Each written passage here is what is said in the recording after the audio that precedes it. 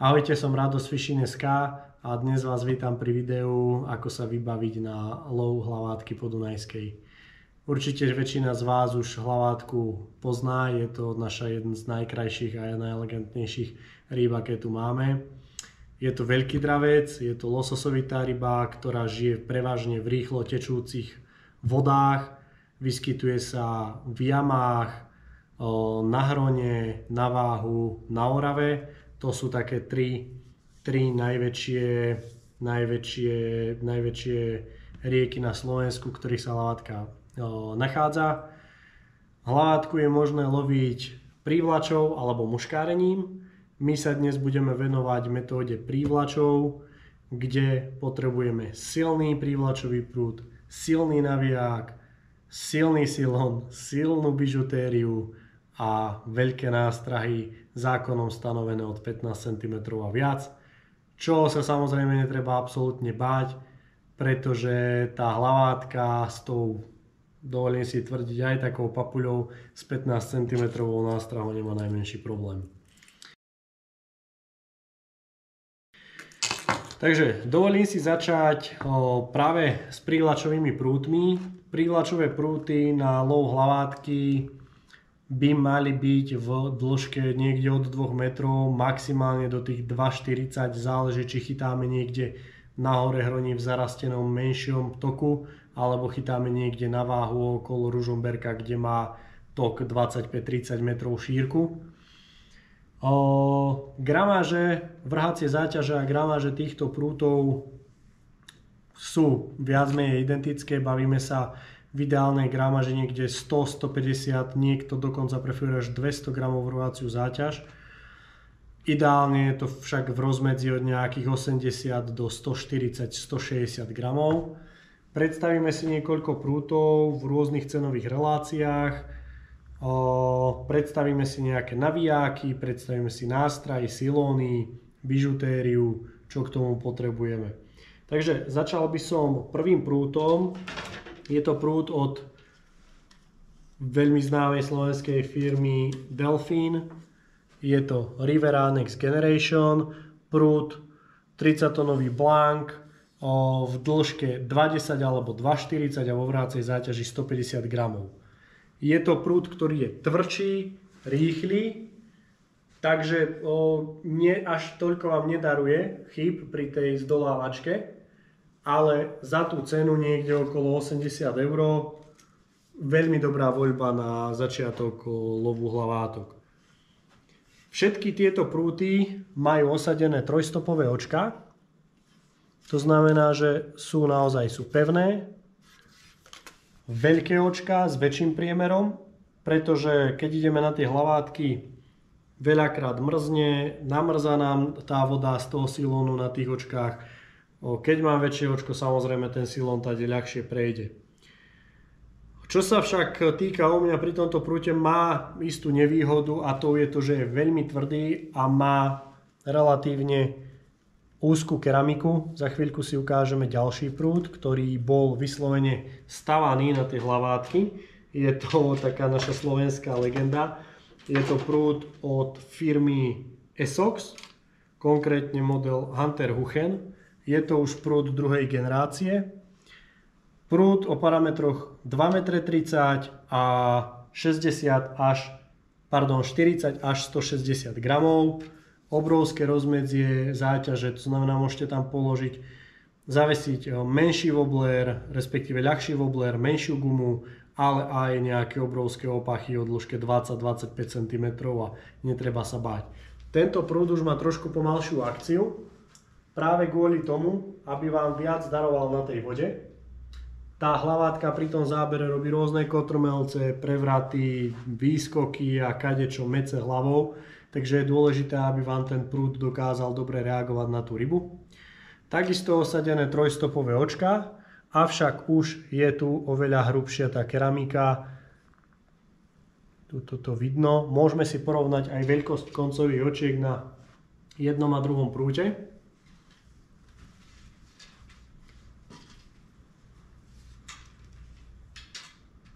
Vidíte, aká je tá.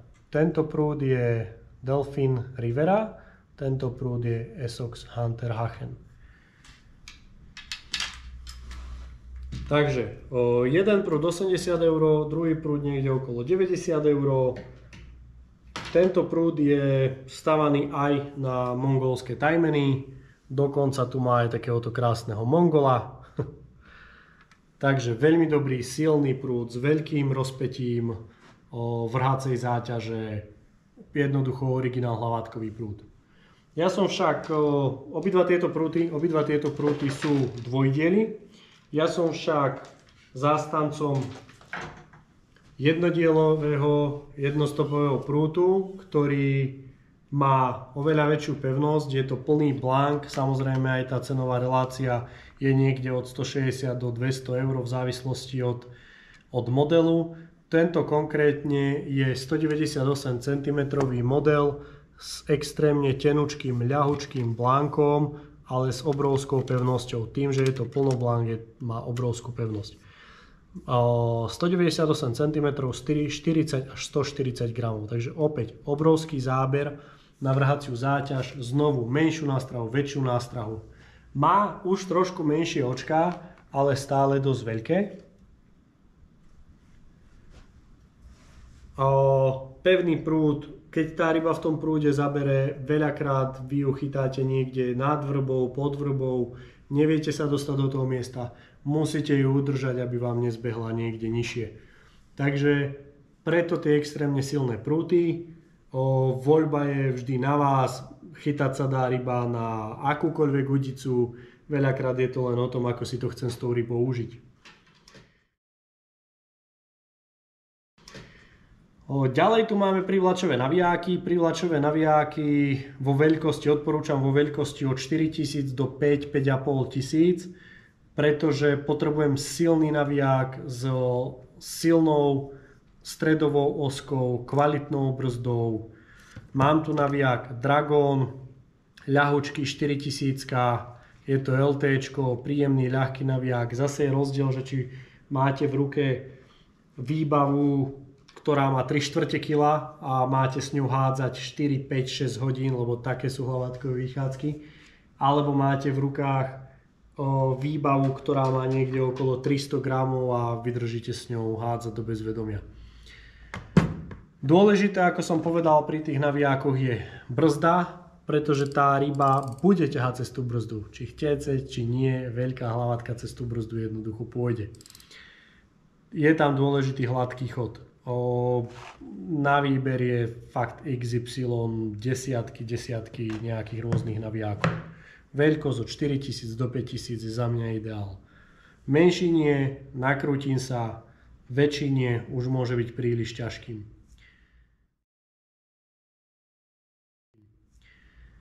Čo na ten naviják? Na ten naviják ja som zastancom silónu, pretože nezamrzá ako šňúra, šňúra je nasiakavá. Máme samozrejme aj šňúry, ktoré sú nenasiakavé, nemrznú, ale už nemajú takú pružnosť a roztiažnosť, ako má ten silón. Ten silón vám veľa zachráni, veľa daruje, výpady hlavátky, nevypadne je to tak z papule. Takže pre mňa silón, bavíme sa o silóne v hrúbke 35 alebo 0,30 mm. Tento silón je môjim favoritom, je to Dragon HM80. Je to silón Dragon HM80 0,35 na 12 kg. Silón, ktorý má nízku pamäť, samozrejme ako každý kvalitný silón, ale je podstatne tvrdší. To znamená, že už nie je taký pružný ako o polovicu lacnejšia verzia Dragon Monoclear, kde už vám to naozaj lieta a povedzme, že na 1 metri dokážete ten silón natiahnuť ďalších 10 cm. To môže byť problém aj pri zasekávaní ryby, keď chytáte na väčšiu vzdialenosť, že nedokážete tú rybu tak zaseknúť, ako keď máte pevnejší silón. Pustíme sa ku karabínkam obratlíkom. Ideálne karabínky obratlíky vo veľkosti 1.0. Každý výrobca to má nejak inak očíslované. Pevné karabínky, 20 kg, 25 kg nosnosť, netreba sa toho báť. Ja mám však najradšej túto verziu, je to Delfin Quest Snap.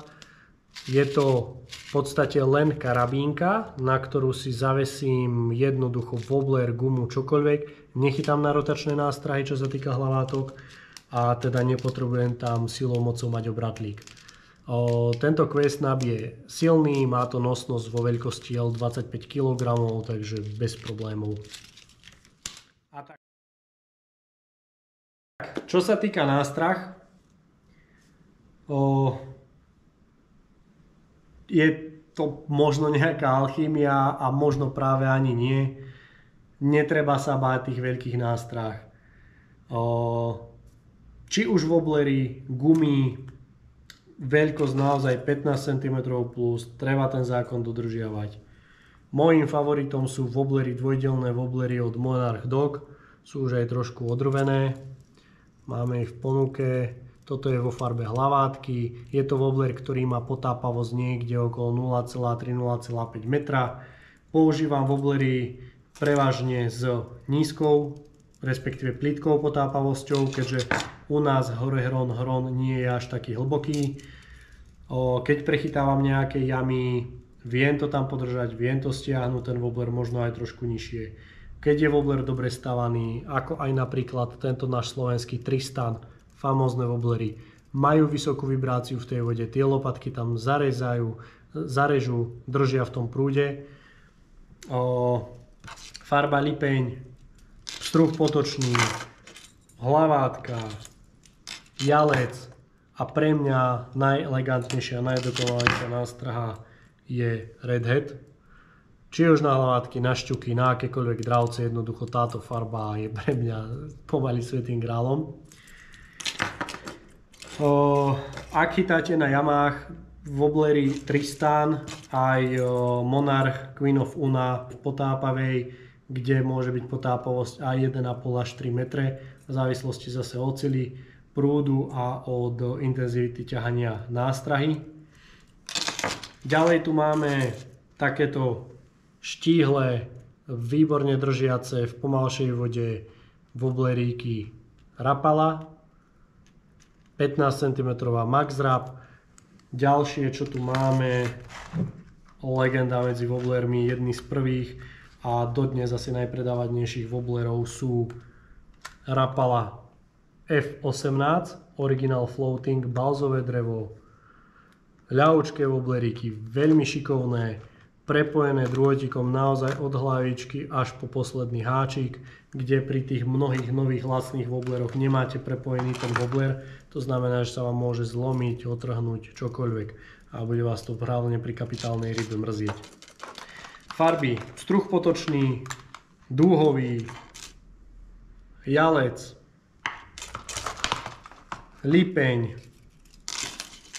hlavátka. Najviac sa mi osvedčilo, keď mala nástraha vo vode veľkú vibráciu, to znamená, že dokázala naozaj tú hlavátku vyprovokovať, a to práve tieto spomínané, predstavované nástrahy dokážu veľmi spoľahlivo narobiť randál v tej vode.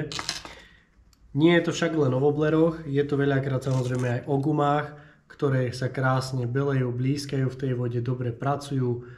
Gumy používam predovšetkým na pomalšie miesta, hĺbšie miesta, keď potrebujem nástrahu dostať čo najhlbšie do tej jamy, podráždiť to tam.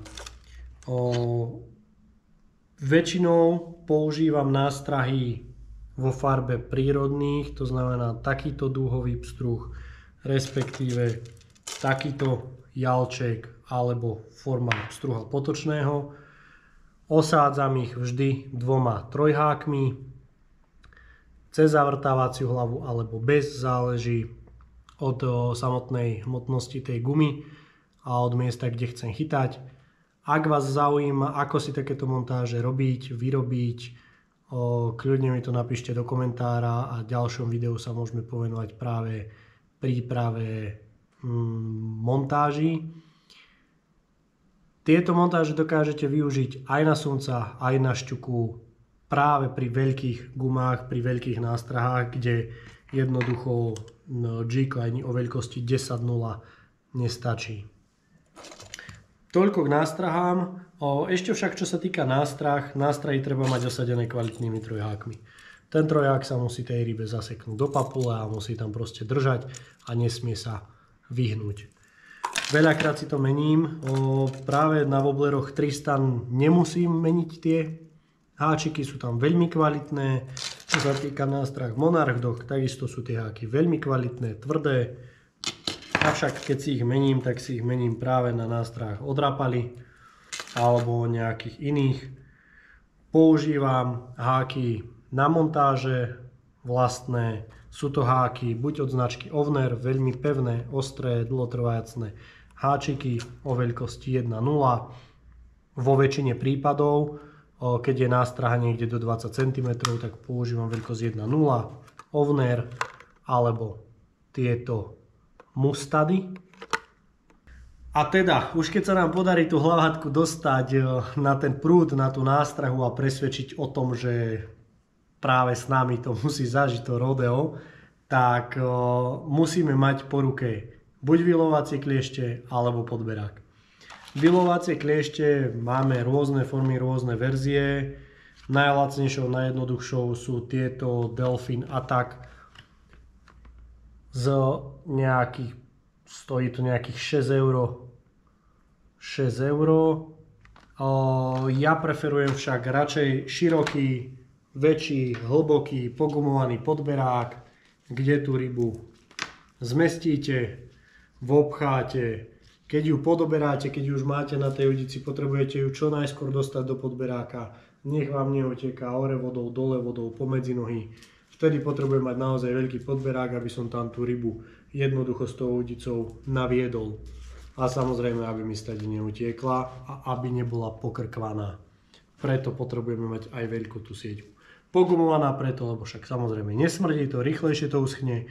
A tie trojháky, keďže ich máte dva na tej nástrahe, tak sa vám do takejto riedkej sieťky nezamotajú tak, ako keď máte nejakú sieťku na motýle.